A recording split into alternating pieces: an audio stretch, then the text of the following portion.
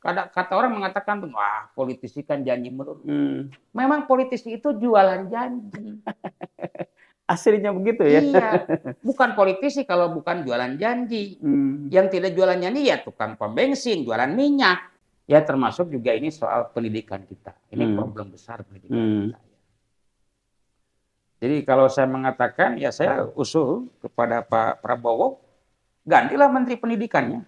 Tapi tentukanlah pilihan itu dengan pendekatan yang rasional, ya, yang objektif. Ingat, memilih itu adalah investasi jangka panjang.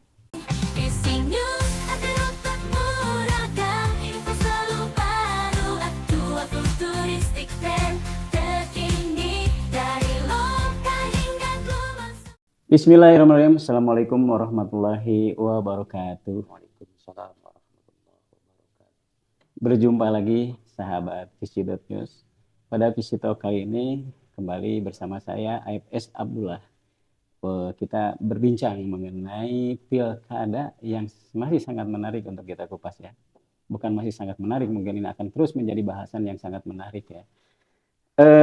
Kali ini kita akan berbincang mengenai bagaimana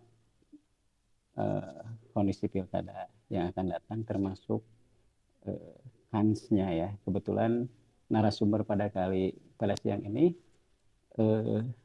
pernah di KPU, pernah juga di DPRD, pernah di kubunya Bedas, pernah juga sekarang di kubunya Alus Pisan. Jadi ini sangat lengkap mengenai sisi pengetahuan. Alhamdulillah siang ini narasumber kita Kang Osin Permana, atau lebih tepat mungkin dipanggil Syekh atau atau Ustadz ya, karena penampilannya sudah beda dibandingkan dulu dengan waktu di KNP. Assalamualaikum warahmatullahi wabarakatuh Kang Osin. Waalaikumsalam warahmatullahi wabarakatuh. Gimana kabar Kang Osin siang ini? Kang Osin, saya ingin tahu dulu nih, setelah Kang Osin kan sekarang itu kalau tidak salah tidak masuk di legislatif ya, untuk yang sekarang. Sekarang itu kegiatannya apa Kang Osin? Kegiatan saya ya kembali ke habitat. Saya ngajak, Betul. ya, ketemu dengan anak-anak. Jadi alhamdulillah oleh Allah ditakdirkan saya saat sekarang diberikan waktu untuk banyak mutolaah. Alhamdulillah. Bisa baca buku, bisa nambah ilmu lagi. Jadi sekarang kegiatannya banyak di pesantren Kang Osin ya? Ya banyak di pesantren. Di Bandung atau di luar Bandung? Di Madur, di Cimaung. Oh, di Madur, Cimaung, Banjaran. Ya. Alhamdulillah. Jadi sebetulnya narasumber ini bisa lengkap nih, nanti kita bicara secara khusus tentang agama juga nih. Karena ternyata memang dari pesantren juga. Kang Osin, kalau lihat pilkada sekarang Kang Osin ya, tadi kemarin sempat agak rame ya, kita seperti tidak ada kepastian ini siapa nih yang bakal maju melawan petahana. Ya kemarin itu masih ini ya, soalnya ketika setelah pasangan Alus Pisan ini pulang dari DPP Golkar, itu masih belum ada pasangan spanduk atau banner yang bertebaran. Nah, biasanya kan lazimnya seperti itu kan, Kang Osin. Nah, sampai baru terakhir ketika mau daftar kita ada kepastian bahwa pasangan pilkada ini Bedas sama Alus Pisan. Terus yang ingin kita pertanyakan juga, itu kan ada partai-partai yang sebetulnya masih bisa mengusung ya, partai-partai non parlemen ada kurang lebih berapa ya? Kalau dilihat jumlah suara sahnya itu 139 ribuan lah Kang Osin, kalau nggak salah 11 ya, 11 partai non parlemen. Ini tidak ikut. Nah mungkin Kang Osin ikut di bagian pusaran itu waktu proses munculnya kandidat dan melahirkan pasangan Alus Pisan. Kang Osin bisa cerita deh. Ya, jadi gini ya Kang Aib ya. Jadi memang pengalaman saya ya, saya kalau bila dikatakan waktu tahun pemilu 2020 ya, itu saya mendukung Dadang Supriyatna. Betul. Dengan Sahrul Gunawan. Dan termasuk saya itu bagian yang merumuskan visi misi. Visi misi Bedas itu di finishingnya tuh kalau seingat saya 3 orang, saya, Kang Asep Samsudin sama Kang Asep Wahyu. Iya, iya. ASN, ya, Betul, betul. ASN karena Asep Wahyu dulu yang ditugaskan oleh Kang Agus Yasmi. Asep Wahyu Bandung Barat ya? Ya, Iya, iya, iya. itu dulu yang saya Ikut merumuskan merumuskan. visi misi termasuk program Betul, di betul, Bedas. betul. Tentu saja ya, tetapi ketika kemarin ya memang Pak Dadang Supriyatna itu kan sangat bersemangat, ya, pinginnya kan melawan bumbu kosong ceritanya kan. Iya, iya. Tetapi dalam perspektif yang lain saya ya, kurang sependapat kalau terjadi dengan bumbu kosong. Prinsip demokrasi itu kan harus dibangun sebuah mekanisme melahirkan pemimpin yang baik, yang damai, yang kompetitif kan. Betul. Dan masyarakat diberi banyak pilihan. Ya, masyarakat diberikan ruang untuk memilih, Betul. berpikir, memilih dan menentukan pilihannya kan begitu. Nah, ketika dengan bumbu kosong kan ini menjadi presiden kurang baik dalam konteks demokrasi. Karena kita kan sistem pemerintahan kita sistem demokrasi. Itu aja kan. Nah, perjalanannya gitu kan. Nah, munculnya ini koalisi alus pisan itu saya kan tidak terlalu terlibat langsung ya. Karena hanya cerita-cerita saja ya. Ketika Pak Dadang Supriyatna sudah begitu kuat dengan dengan PKB, kemudian juga dengan Gerindra, kemudian Nasdem, kemudian juga Demokrat kan begitu. Nah, teman-teman di fraksi kan ngumpul kan. Nah, saya teringat kata salah satu tokoh PDI kalau bisa ya, muncul nama Sahrul dan Gunggun ini, dia ngomong, wah halus pisan. Oh, itu dari ungkapan spontan ya awalnya. Jadi sebetulnya halus pisan itu spontanitas. Ya. Jadi kalau mau jujur itu yang memunculkan teman-teman PDI kan begitu. Oh, awalnya itu ya. Ketika obrolan PDI, di ruang fraksi. Ya, ketika PDI sebelum bergabung dengan Padang Supriyatna. Iya, iya, iya. Itu cerita halus pisan itu. Sehingga halus pisan itu menjadi bahasa yang familiar, yang latah, mudah dibicarakan oleh banyak orang kan. Betul, betul. Jadi kan gampang kan begitu kan? Mudah diucapkan kan? Mudah diucapkan. Barangkali tenu halus kudu halus pisan kan gitu. Itu kan begitu dalam orang-orang Sunda kan. Iya, iya, iya. Itu ya ditata. Nah, kemudian juga terus dari segi itu langsung Kang Osin terlibat ya di situ atau gimana? Saya tidak terlibat langsung. Tidak terlibat ya? Saya tidak terlibat pada itu ya karena saya kan orang Demokrat. Iya, iya, iya. Itu silakan aja. Itu mah kelakar-kelakar ketika pertemuan teman-teman di Dewan. Saya ketua fraksi kan. Kata orang PDI halus pisan lamun aya lawan kan. Iya, iya, iya. Betul, betul. Nah, itu muncul kan begitu. Saya tidak terlibat waktu itu karena saya masih anggota Dewan. Iya, betul, betul. Nah, kemudian juga saya masih ketua fraksi kan. Betul, betul. Nah, tapi itu belakangan saya kan masih ya karena bangunan chemistry saja ya. Dengan Pak Gun saya dekat ya. Dengan Pak Sahrul beberapa ya kita juga sering diskusikan. Iya, iya, iya, betul. Itu saja ya. Terus dari situ keterlibatan sampai muncul nama alus pisan kan waktu itu mungkin Sahrul tidak ada di ruangan itu. Ya Sahrul, Pak Gun juga tidak. Tidak ada di ruangan ya. Terus jujur saja itu riungan para ketua fraksi kan. Iya, iya. Yang muncul dari teman-teman PDI gitu.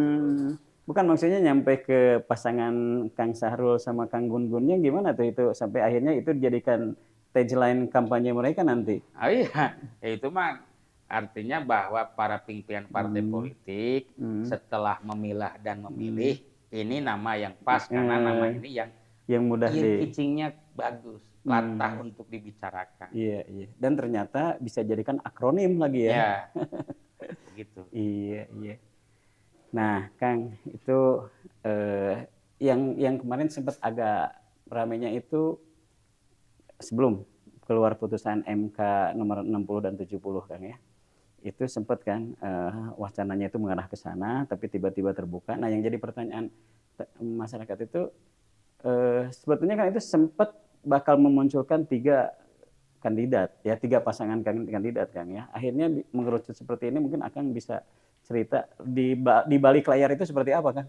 Ya, saya gini ya, kalau saya melihat sungguh pun itu keluar putusan Mahkamah Konstitusi terakhir yang sangat ramai, betul, betul, sangat polemik ya, dan sangat bersejarah gitu kan. Tetapi tidak banyak merubah peta politik. Oh, Tidak banyak berubah. betul, betul. Hanya sedikit-sedikit saja peta politik ya. Betul, betul. Seperti peta politik Jakarta kan tidak terlalu berubah. Banten yang Mungkin berubah. yang berubah itu peta politik Jabar ya. Jabar dan Meskipun, Banten mungkin ya. Meskipun pada frame besarnya tidak terlalu banyak berubah. Di kabupaten lain juga tidak banyak, karena memang yang menentukan itu kan DKI, Jabar, Jawa Timur, Jawa Tengah kan begitu. Oh iya, iya betul. Dan itu nampak di provinsi Jawa ini sangat berpengaruh putusan MK itu. Seperti bagaimana PDI bisa mengusulkan gubernur di Jawa Tengah, mengusulkan calon gubernur di Jawa Timur karena faktor putusan Mahkamah Konstitusi kan. Betul, betul. Itu saya lihat. Nah, hanya memang dalam kacamata yang lain, ya, sekarang ini para politisi sudah bisa membaca. Sudah bisa membaca, bisa mengukur. Kenapa? Karena memang ada sebuah psikologi politik yang hari ini mengarah kepada positioning yang kurang baik. Apa artinya? Ya, karena pragmatisme masyarakat, termasuk juga pragmatisme elit. Jadi di elit juga sikap pragmatis tinggi, di bawah juga sama tinggi. Nggak tahu dari mana ini munculnya sehingga sikap-sikap pragmatisme itu muncul. Iya. Sehingga orang mau mencalonkan bupati atau wali kota, sekarang orang hitung-hitung. Ya kan? Kenapa? Karena liberalisasi politik itu melahirkan ya tadi politik yang pragmatis juga. Kan, begitu. Saya lihat, karena saya punya pengalaman. Ya. Sekarang itu bagaimana masyarakat sangat kuat. Ya. Budaya politik di tingkat desa itu masuk pada budaya politik di pileg, di pemilu kada. Betul, betul. Nah ini yang menjadi tantangan kita, bagaimana membangun sebuah peradaban politik yang tercerahkan lah, gitu ya. Peradaban politik yang terdidik. Nah, ini yang harus dipikirkan oleh semua elit, gitu kan. Iya.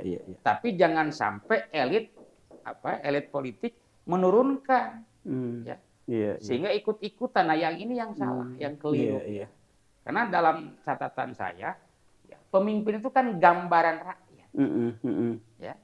Kalau rakyat biasanya ngedumel, ya, rakyat berkeluh kesah soal pemimpinnya, artinya kan pemimpin hari ini kan gambaran rakyat. Jadi jangan salahkan pemimpinnya, rakyat yang milihnya bagaimana? Kan begitu ya. Kembali ke pemilih ya. Ketika memilih itu karena pilihan apa? Apakah pilihan ideologis? Apakah pilihan rasionalis? Apakah pilihan psikologis? Atau pilihan pragmatis transaksional? Yang hari ini kita sering mendengar istilah NPWP, nomor piro, wani piro, kan begitu. Kang Osin, jadi kelihatannya cukup berat juga ya dalam kondisi masyarakat tadi NPWP. Iya. Jadi masyarakat itu sudah sedemikian pragmatis sehingga melahirkan pemimpin-pemimpin yang pragmatis ya. Nah, itu kalau misalnya sudah seperti ini harus bagaimana nih Kang Osin? Ya, karena tidak cukup dengan edukasi kelihatannya kalau Kang Osin beranggapan seperti itu ya. Apalagi kalau Kang Osin punya angkanya sampai berapa persen gitu yang pragmatis dalam pilkada ini Kang Osin? Ya, jadi kalau menurut hemat saya ya, sungguh pun itu fenomena sosiologi masyarakat hari ini ya, yang senantiasa masyarakat ini kan pinginnya terus diberi ya. Jadi mereka pinginnya selalu terbiasa dengan psikologi menerima. Ya. Contoh dulu, ketika dulu itu kan masyarakat itu mengwanti-wanti serangan pajar. Nah, fenomena sekarang itu berubah. Masyarakat menunggu serangan pajar. Jadi kalau tidak ada serangan pajar, masyarakat tidak ikut. Tidak datang ke TPS. Ini fakta sosiologi politik yang hari ini terjadi. Diakui atau tidak diakui, semua orang pasti sudah tahu hal ini.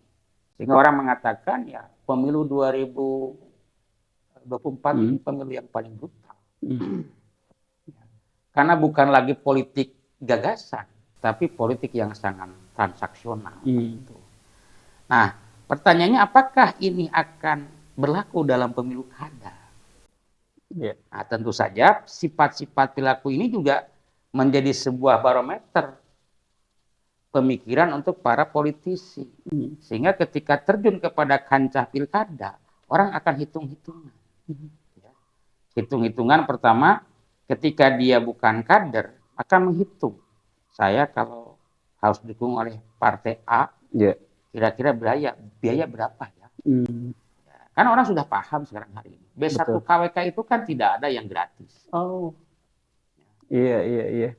Saya kalau ada orang misalnya Mengatakan berkelit dalam ini, yang jujur saja. Saya mengatakan tidak ada yang gratis. Ini kan berat. Artinya seorang pemimpin itu istilah Sunda kudu beunghar memimpin. Kan begitu. Nah, pertanyaannya ketika dia kudu beunghar memimpin tapi dia tidak punya, maka peluang yang namanya cukong politik masuk. Jadi masih memungkinkan dia tampil tapi ada yang nge-backup secara finansial ya. Itu cukong politik yang masuk. Betul. Kan begitu. Nah, cukong politik inilah saya pikir yang memang hari ini menjadi sebuah fenomena yang terbuka. Untuk semua daerah ya dalam semua pilkada. Daerah. Di tingkat level pilpres, gubernur, kemudian juga kabupaten kota. Sehingga cukong politik ini bisa mendelegitimasi kedaulatan rakyat. Kenapa? Karena boleh jadi pemimpin yang terpilih ini bukan daulat rakyat, tapi daulat cukong. Dia bukan tunduk kepada rakyat, tapi dia tunduk kepada cukong. Pensuplai dana ya. Ini tantangan kita ke depan. Dalam artian ya transaksi politik, pragmatisme politik adalah parasit demokrasi. Kang, bukan begini Kang. Kalau saya melihatnya terbalik ya Kang ya. Karena si politisi ini paham mengenai kultur masyarakatnya, masyarakat pemilihnya. Misalnya begini, orang Sunda itu kalau diberi kebaikan dia akan ingat kebaikan. Ya, rata-rata gitu. Jadi kalau dia karena tahu kelemahan di sana secara budaya, nah akhirnya dia masuknya itu melalui kebaikan ini, memberikan sebuah kebaikan supaya dia itu jarang gitu kan masyarakat kita ketika diberi kebaikan dia itu berkhianat. Ya, apa karena itu juga? Justru kalau saya lihat begini sekarang. Harusnya begitu. Orang yang artinya ada take and give. Ya. Tapi kebaikan yang model bagaimana? Iya. Seperti seorang politisi dia memperjuangkan daerahnya, ya. Betul. Misalnya ketika ada kekeringan didorong program airnya, jalannya misalnya butut, ya, didorong program jalannya. Kemudian juga sektor pertanian banyak masalah, didorong program sektor pertanian. Harusnya itu terbangun ingatan itu. Tetapi fakta hari ini itu tidak memiliki signifikansi. Ya. Mungkin ada signifikasi, tapi hanya kecil, sangat-sangat kecil. Sangat-sangat kecil. Justru ketika pengalaman saya, justru yang terbangun emosi, ya, sifat emosional itu ketika kita silaturahmi di majelis. Majelis itu relatif ketika saya ngaji, di sana ada suara saya, contoh gitu kan. Tapi ketika yang dorong program, ya itu kata orang Sunda namanya, ya halau dosa tahun, lantis ku hujan sapoe. Gitu. Jadi yang ingat di mereka di masyarakat adalah samakan hari itu. Ya. Nah ini kan sebuah fenomena. Pertama mungkin karena ya ini banyak juga kan di medsos kritik kepada pendidikan kita, IQ masyarakat kita. Ini bahaya sikap masyarakat begini bahaya. Kenapa bahaya ini? Nanti politisi berpikir ngapain? Capek-capek ya ngebangun memperjuangkan masyarakat kan begitu. Betul. Mending ngumpulkan duit nggak bikin menjelang. Kan begitu kan? Karena sekarang juga berat ini. Ya. Berat juga, penyelenggara juga sudah masuk angin. Betul. Meskipun ya mungkin orang bisa berngelak ya begitu kan. Tapi kan saya bisa ada beberapa indikator-indikator. Ini penyelenggara tidak berarti penyelenggara di Kabupaten Bandung ya. Ya di bawah. Iya. Di bawah itu banyak juga yang menjadi pemain. Betul. Ini yang saya ini sebuah budaya politik yang saya pikir ada penurunan aspek psikologi politik yang tidak baik. Jadi demokrasi kita tidak mengarah kepada demokrasi yang kualitatif. Ya, ini berat. Jadi tantangan demokrasi hari ini adalah soal tantangan di teman-teman tantangan di soal pendidikan politiknya, termasuk juga soal pembiayaan politik. Ini yang harus dipikirkan ke depan, termasuk juga oleh teman-teman media. Teman-teman media pada posisi yang mana? Apa sama juga media juga pada tingkat pragmatisme? Atau dia media pada aspek dia punya visi, punya ideologi, punya rasionalitas kan? Saya lihat juga media hari ini juga ikut-ikutan kan begitu. Sebagian ya. Sebagian. Saya ada beberapa masih ada. Tapi fenomena di media juga bagian dari fenomena masyarakat. Ya, yang lurus-lurusnya paling 10% lah. Yang lurus-lurusnya gitu. Selain itu ya terjebak pada pragmatisme. Betul. Oke, Kang. Ini juga ya. Artinya si kandidat ini harus yang paling mudah itu memang punya bekal secara finansial ya Kang ya, kalau lihat bahasan Akang tadi ya. Padahal kan begini katanya Kang, kalau lihat pemilih Gen Z lah ya, milenial, mereka itu sebetulnya lebih mandiri orang-orangnya itu Kang ya, apalagi tidak mudah dipengaruhi dengan hal-hal seperti itu Kang. Nah kalau Akang melihat ini dari pemilih Gen Z ini seperti apa Kang Usid? Ya Gen Z ini kan sangat emosional. Jadi pergeseran pemilihnya itu kan sangat cepat. Saya lihat ya karena dia emosi, sangat terpengaruh oleh teknologi media massa. Termasuk media sosial. Termasuk ya media sosial kan begitu. Itu Gen Z-nya. Tentu saja ini bagian dari kalau orang politisi kan berpikir ini juga suara kan begitu. Tetapi tidak dibawa Gen Z kepada arah berpikir masa depan mereka. Kan begitu. Harusnya Gen Z itu berpikir bagaimana masa depan saya. Artinya memilih itu adalah investasi. Ketika Gen Z itu memilih orang yang baik dari segi pemikirannya, dari segi perilakunya, dari segi rekam jejaknya, artinya Gen Z itu menitipkan investasi masa depan dia kepada pilihan dia. Kan Harus begitu. Bukan berarti tadi yang terbangun emosi sesaat. Justru ke depan bagaimana Gen Z ini bisa berpikir ke depan untuk dirinya. Memilih adalah investasi politik untuk masa yang akan datang. Sehingga ketika mereka memilih juga yang dilihat itu programnya apa yang bisa ditawarkan ya.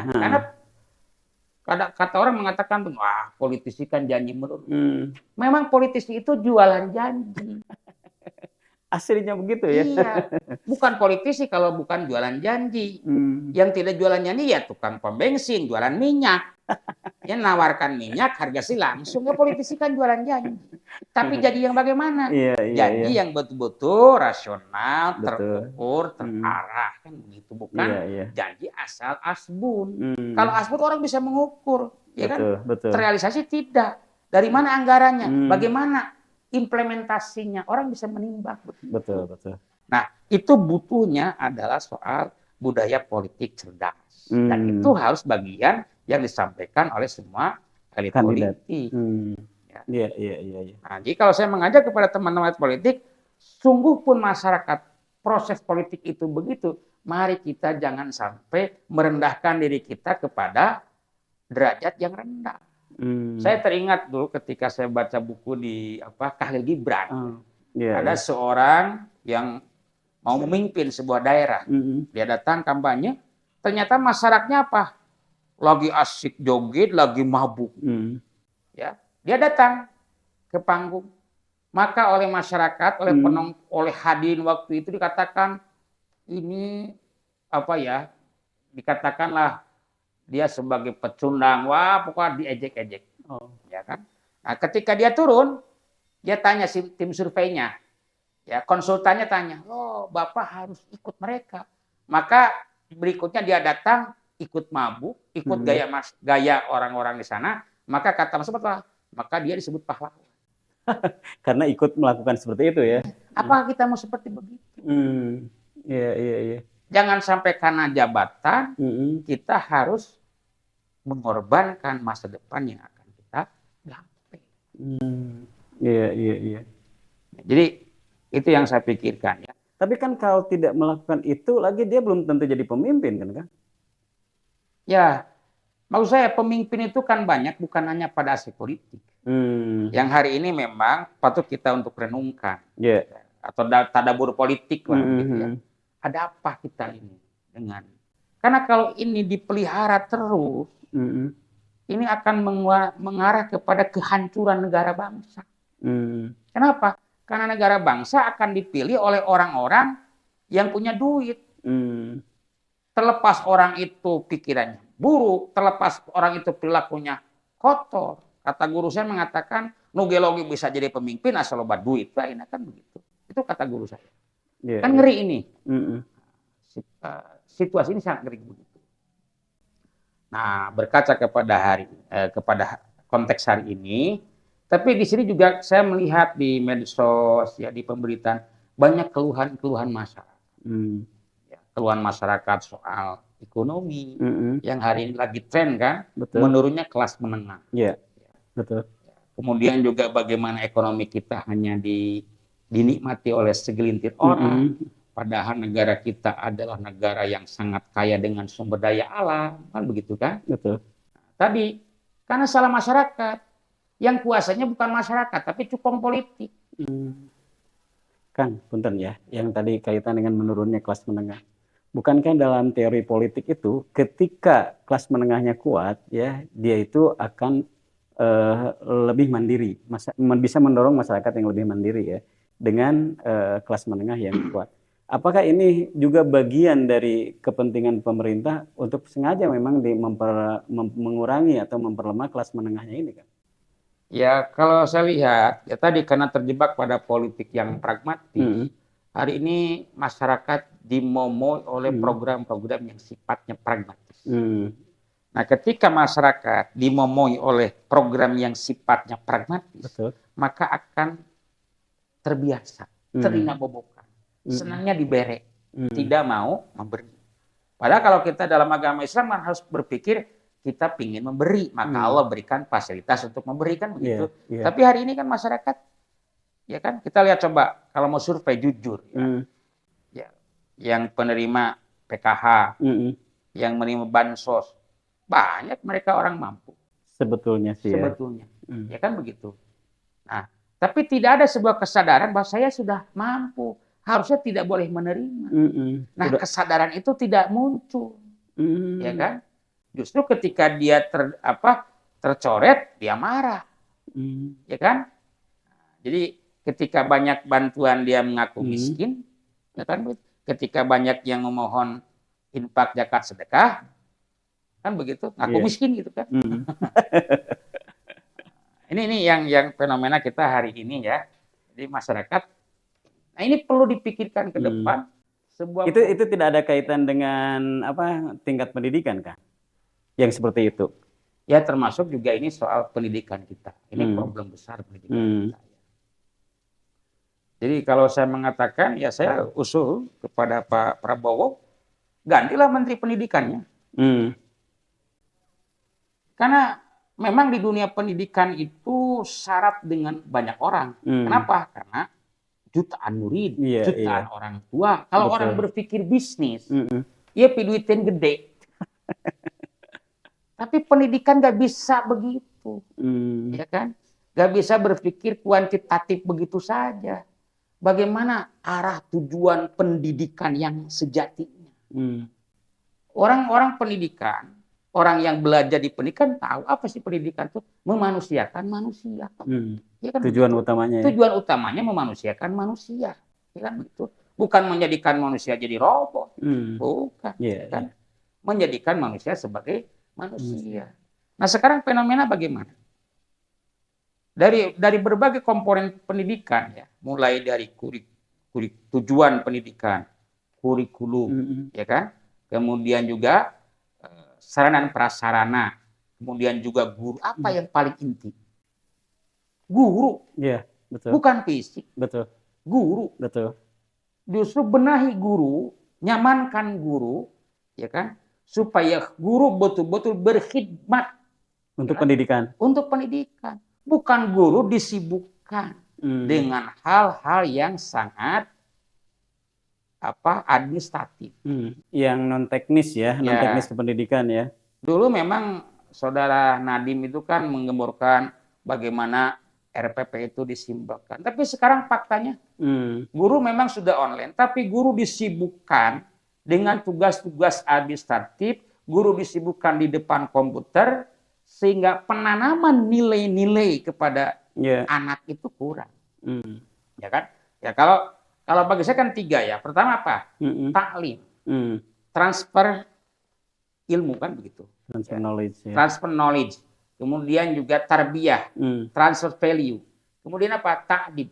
Transfer kebiasaan.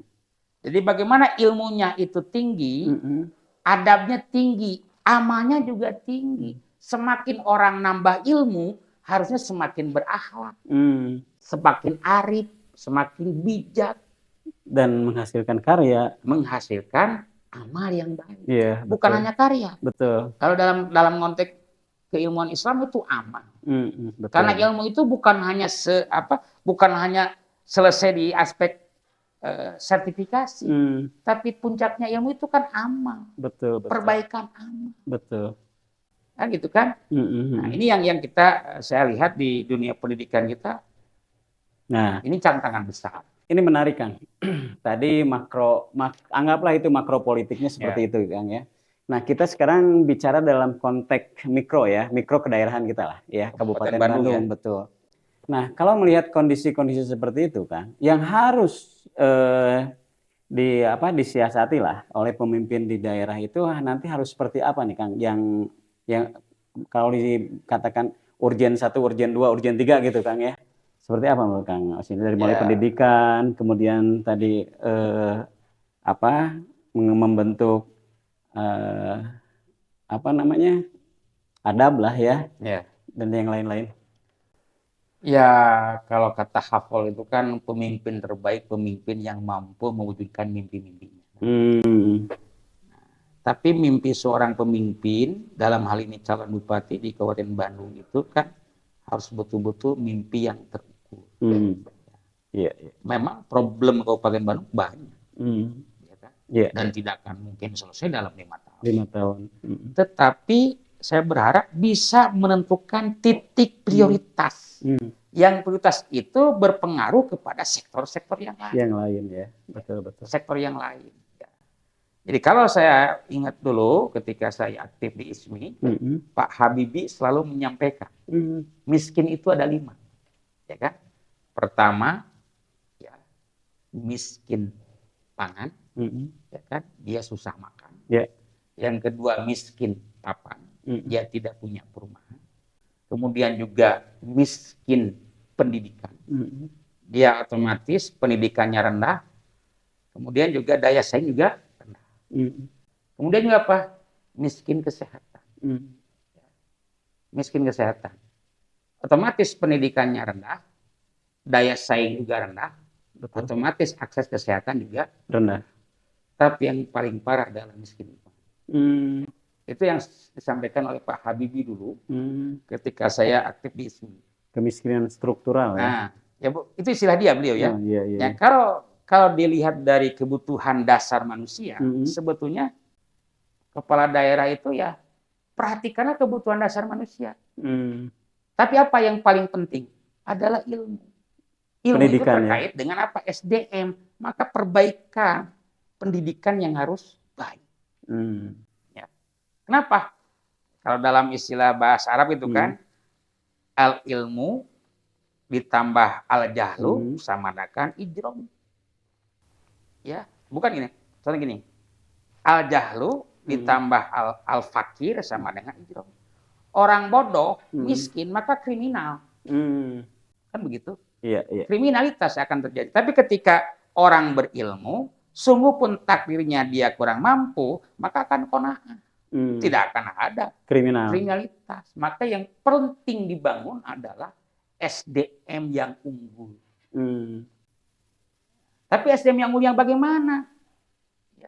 SDM yang unggul itu yang dibangun manajemen pendidikan yang benar. Inti pendidikan di mana? Inti pendidikan jadi inti manusia. Inti manusia di mana? Ya hatinya. Pembangunan pendidikan karakter itu berpusat di mana? Di perbaikan manajemen kolbu masyarakatnya. Hatinya harus dibangun. Jadi bukan hanya pendidikan yang sifatnya akliyah semata, bukan hanya pendidikan aspek kognitif semata. Yeah. Ya, tapi bagaimana pendidikan yang betul-betul menyentuh hatinya. Kenapa? Inti manusia kan hati. Ya. Inti hati apa? Iman. Bagaimana kita mendorong pendidikan kita itu pendidikan yang betul-betul bisa menanamkan iman. Saya contoh gini Pak ya. Yeah. Contoh begini. Ketika kita melihat seekor binatang lewat, dia tidak permisi. Kemudian tiba-tiba kencing. Dia malu nggak? Tidak. Kenapa? Dia binatang, nggak punya iman. Yeah. Terus ketika ada manusia lewat, tidak salam, tidak permisi, tiba-tiba dia kencing berdiri. Kira-kira sama nggak? Tidak malu juga kalau orangnya nggak sehat. Ya, berarti yang membedakan manusia dengan makhluk lain adalah iman. Karena iman melahirkan rasa malu. Betul. Ya kan? Orang yang beriman pasti malu. Ya kan? Malu. Kenapa? Karena inti orang beriman adalah taat kepada Allah. Ketika dia taat kepada Allah, merasa diawasi oleh Allah. Ketika merasa diawasi oleh Allah, maka akan timbul sifat yang hati-hati. Tidak asal kan. Iya. Jadi ini yang saya sampaikan tentang hakikat pendidikan itu apa? Menanamkan nilai-nilai keimanan kepada setiap masyarakat, kepada setiap peserta didik. Itu. Nah, tetapi untuk mewujudkan itu perlu tanggung jawab 3 penanggung jawab utama pendidikan. Siapa itu? Pertama orang tua, yang kedua masyarakat, yang ketiga negara. Sebetulnya tujuan utama pendidikan itu kan tanggung jawab utama pendidikan adalah orang tua, bukan negara. Betul. Nah, sesungguhnya kenapa yang memiliki program pendidikan untuk anak bukan negara, tapi orang tua. Negara memfasilitasi keinginan orang tua. Contoh, seorang orang tua, saya ingin anak saya jadi insinyur anu soleh. Berarti kan sekolahnya ke sini kan begitu. Nah, ini penting masyarakat tahu bahwa yang memiliki program pendidikan itu masyarakat, orang tua. Negara yang membantu kan. Bukan negara yang memiliki program orang tua, tidak. Tetapi secara makro, negara bertanggung jawab mencerdaskan kehidupan bangsa. Tapi intinya dia menjadikan manusia harus ada kerjasama. Orang tua, masyarakat, dan negara. Yang hari ini banyak yang pincang. Orang tua juga berpikir pendidikannya cukupnya di sekolah. Dia tidak pernah mendidik bagaimana rumahnya menjadi tempat pendidikan.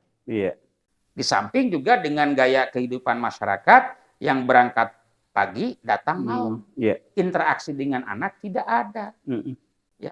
Maka peran orang tua menjadi murabi tidak ada. Karena dia disibukkan dengan mencari dunia mencari penghasilan, kan begitu. Apalagi kalau wanita karir. Ibunya kerja, bapaknya kerja, anaknya dititipkan di sekolah. Merasa sudah cukup. Ketika dia menitipkan di sekolah, pada tidak. Tetap peran orang tua itu harus. Dia menjadi role model, dia menjadi inspirator, dia menjadi teladan. Ini orang tua. Betul. Kemudian juga masyarakat. Bagaimana masyarakat juga mendukung lingkungan pendidikan yang baik. Ketika masyarakat yang mendukung lingkungan yang baik, maka akan terwujud pendidikan yang baik. Sekolah tinggal membantu. Nah, hari ini yang terjadi, wabil khusus di Kabupaten Bandung, selalu berpikir negeri minded. Betul. Sehingga ketika PPDB orang berbondong-bondong ingin memasukkan anaknya ke negeri. Ya kan? Betul. Melaan, mohon maaf ya, nyogok gitu lah. Banyaklah saya cerita-cerita. Meskipun saya ketika sidang OTD banyak yang menitipkan. Saya katakan, loba kene lah sekolah sok mikir gitu. Saya terus terang ya, tidak terlalu banyak saya dalam artian saya tidak terjebak pada hal itu. Iya.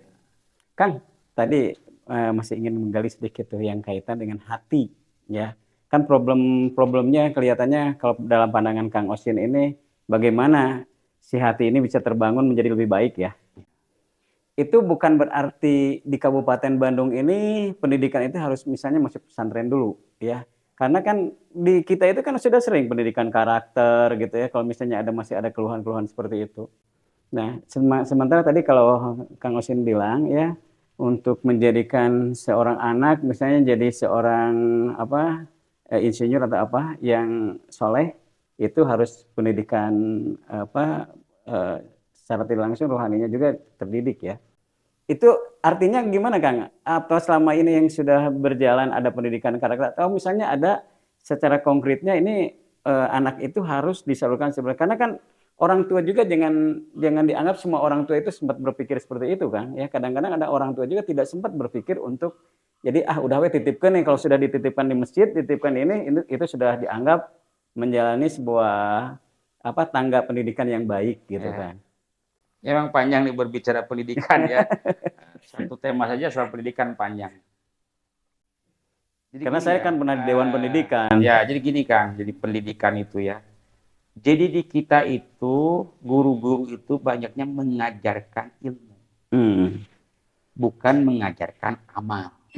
Contoh begini ya, seorang guru agama Islam dia mengajarkan mengenai tentang teori wudhu, mulai dari syarat wudhu, rukun wudhu, ya sunnah wudhu, fardu wudhu.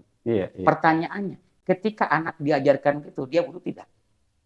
Belum tentu wudhu. Si gurunya itu ya? Ya, bukan anaknya belum si anaknya betul. Belum wudhu. Maka ketika ujian apa? Ada berapa syarat wudhu? Ada berapa rukun wudhu? Sebutkan sunat-sunat wudhu, kan begitu. Pertanyaannya, adakah guru yang menguji dengan praktek wudhu? Ya. Karena orang yang belajar ilmu belum tentu jadi amal. Tapi ketika kita mengajarkan amal, pasti teorinya diajar. Nah, ini yang saya sampaikan kepada teman-teman guru, harusnya kita mulai belajar mengamalkan ilmu, bukan belajar teori ilmu. Bukan belajar ilmu, tapi belajar amal. Dalam semua aspek ya? Dalam semua, karena ke dalam cara pikir saya, tidak ada dikotomi ilmu. Ilmu itu semua berdatang dari Allah. Ya kan? Datang dari Allah. Yang memiliki ilmu adalah Allah, yang memberikan ilmu itu Allah, yang memberikan kepahaman itu Allah. Guru itu hanya sebagai pengantar, menjadi asbab saja, ya kan, menjadi asbab saja, menjadi fasilitator. Maka ketika jadi fasilitator, mengarahkan anak kepada apa? Habitat yang aslinya, yaitu kembali kepada Allah. Harusnya kan begitu. Mau dia belajar matematik, mau dia belajar IPA, mau dia belajar bahasa Inggris, mau dia belajar bahasa Indonesia, ujung-ujungnya kembalikan dia sebagai manusia. Kan begitu. Kenapa?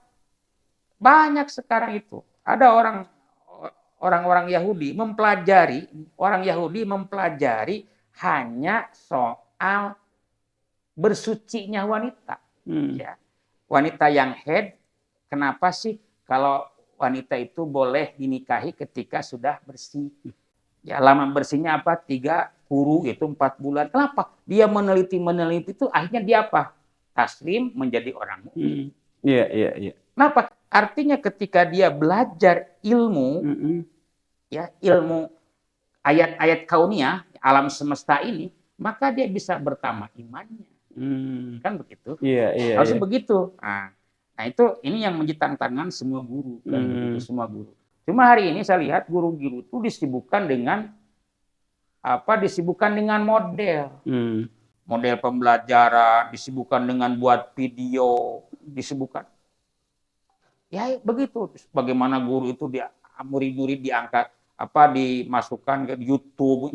Itu boleh-boleh saja, tetapi ketika sibuk dengan hal-hal itu, substansi pendidikan tidak tersentuh. Tidak mengenal. Karena teknologi itu bukan tujuan, teknologi itu alat bantu. Tetapi guru menjadi teladan.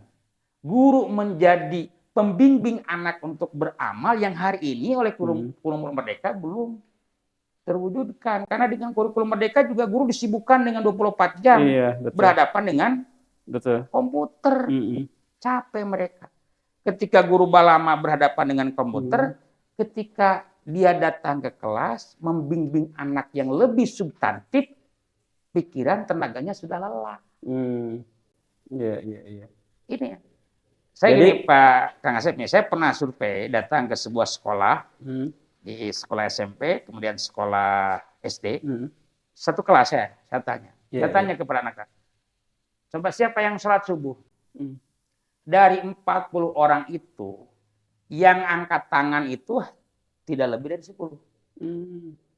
Saya tanya lagi dari yang 10 itu, siapa yang sholat subuhnya ke masjid? Tidak ada satupun. Dari sekelas itu ya. Satu kelas itu.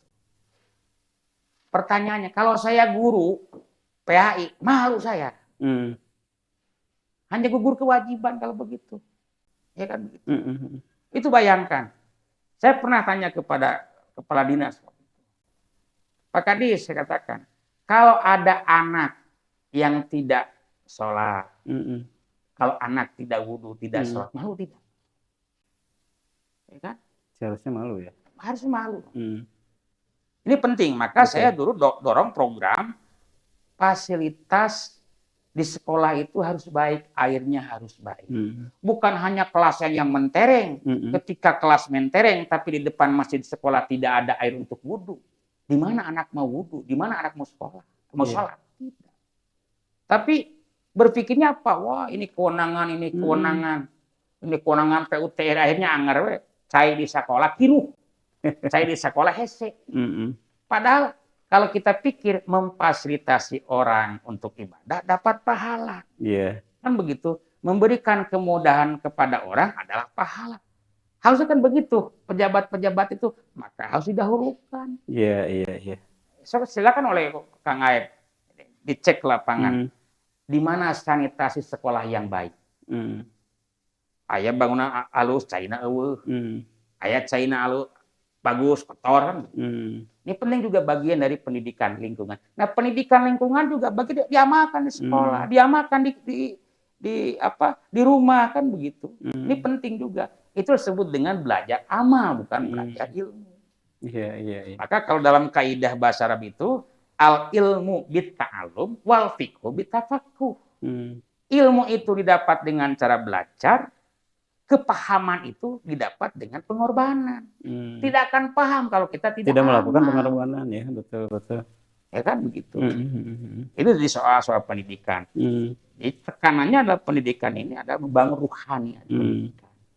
Tapi kebijakan ini bukan semata-mata kebijakan di daerah, saya pikir. Betul. Ini linking dengan kebijakan Di nasional, betul. Karena memang secara sistem kan terkait, ya kan?